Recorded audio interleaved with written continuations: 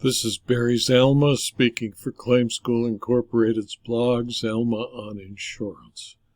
Today we're going to speak about workers' compensation and why workers' compensation benefits are not designed to solve every life problem.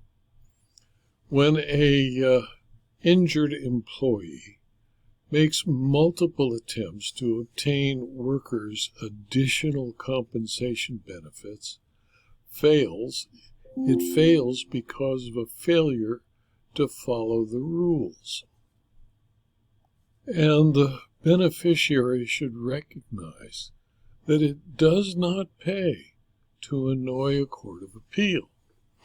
In Marty D. Foust versus Lawrence Brothers, Inc., an American Interstate Insurance Company, a December 13, 2022 decision of the Court of Appeals of Virginia, Marty Foust challenged a September 22, 2021 opinion of the Virginia Workers' Compensation Commission denying his request for certain medical and disability benefits.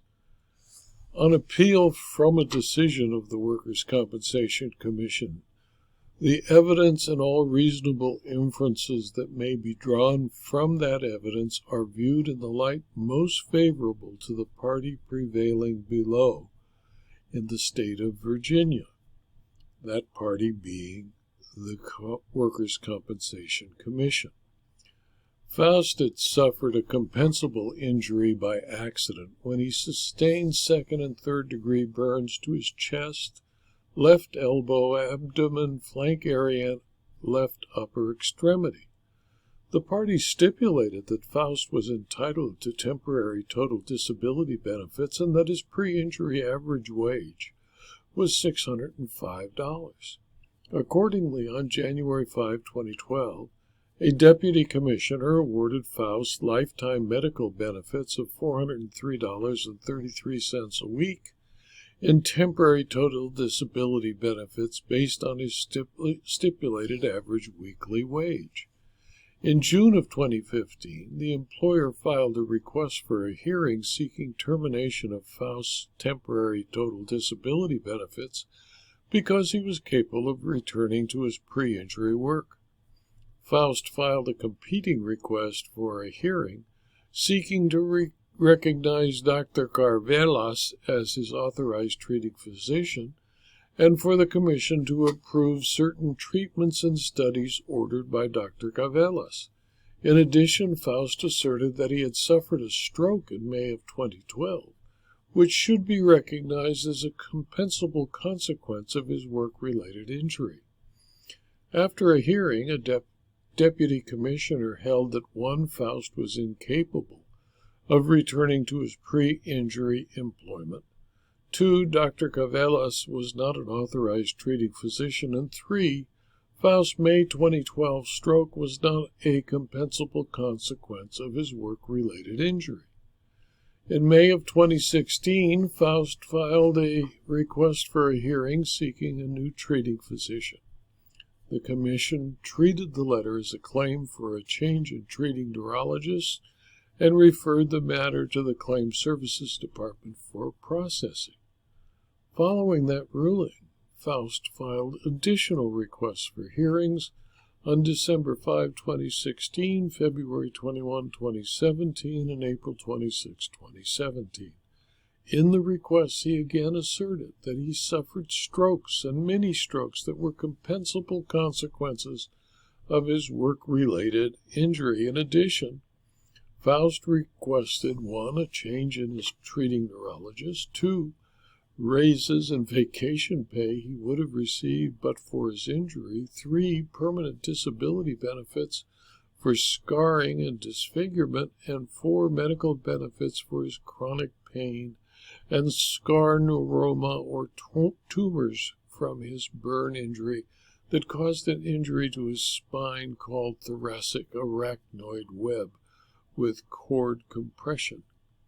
After a hearing on the above claims, a deputy commissioner found that Faust's claim that his stroke was a compensable consequence was barred by res judicata, Denied as non-compensable Foust claims for benefits due to chronic pain, lost vacation pay, and lost wages. Denied Faust's claim for benefits to treat his thoracic arachnoid web with spinal cord compression. Dismissed his claim for permanent disability benefits as not ripe for adjudication. Granted his request for panels of neurologists and pain management physicians, and granted his request for medical treatment for his symptomatic scar neuroma. On review, the Commission affirmed the Deputy Commissioner's judgment. Foust, regardless, appealed to the Virginia Court of Appeal, which summarily affirmed the Commission's judgment. Not satisfied, the present proceedings, about which the Court of Appeal was now replying, arose from additional requests for hearings. Faust's assertion that his accident was responsible for everything that is wrong with him because nothing was wrong with him before he got hurt was insufficient as a matter of law. And the court noted that where a party fails to develop an argument in support of his or her contention, or merely constructs a skeletal argument, that issue is waived. Faust's opening brief contained no standards of review or legal authority supporting his assignments of error. Instead, much of his brief is devoted to general arguments that his former attorney, employer, and the Commission conspired to deny him due process, to murder him, and defraud him of benefits through insurance fraud, misrepresentation, hate crimes, white-collar crimes, and racketeering. Faust's argument is filled with factual assertions and allegations, some of which are unsupported by the record and left the court without a legal prism through which to view his alleged errors. Therefore, the Court of Appeal found Faust's failure to comply with the court's rules in the case significant, his arguments were waived, and the order of the Commission was affirmed.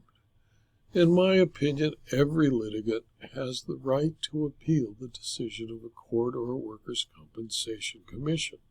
However, in doing so, the person appealing must actually comply with the rules of the Court of Appeals, make claims that are compensable, and accept the fact that when an appellate court rules against the litigant, he has no right to try again using ridiculous claims like that the insurer and employer were attempting to murder him. The court ruled without oral argument because, in its opinion, the appeal was totally without merit. This video was adapted from my blog, Zalma on Insurance, which is available free to anyone who clicks on the URL zalma.com/blog. You can subscribe to the blog and you will receive emails advising you of the daily blog postings, usually 5 a week, sometimes more. And you can also view these videos on rumble.com and youtube.com, either of which will accept a subscription so that you miss none of the videos. If you found this video to be useful or interesting to you, please tell your friends and colleagues so that they can also subscribe.